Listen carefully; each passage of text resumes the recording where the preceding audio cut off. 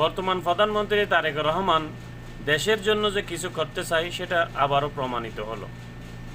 সচিবালয়ের এক বৈঠকে মন্ত্রী প্রতিমন্ত্রীদেরকে হুঁশিয়ার করে বলছেন, আগামী 6 মাসের ভিতরে তাদের কাজের অগ্রগতি এবং উন্নতি এবং তার কাজের গুরুত্ব এবং মানগত কাজ যদি দেখাইতে না পারে তাহলে মন্ত্রিত্ব হারাইতে হবে।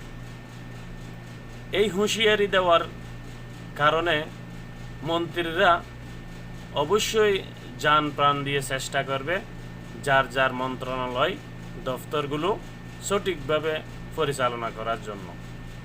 কিন্তু একটু দুঃখের বিষয় হচ্ছে প্রধানমন্ত্রী তারেক রহমান একাই চেষ্টা করলে কোনোদিন সরকার বা দেশ পরিচালনার মধ্যে এত উন্নতি আসবে না।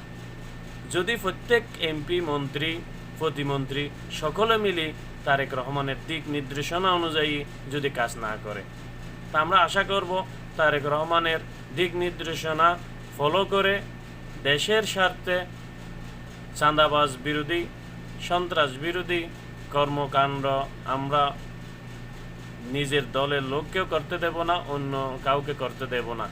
এই লক্ষ্যে যদি কাজ করে বাংলাদেশ অবশ্যই উন্নতি হবে।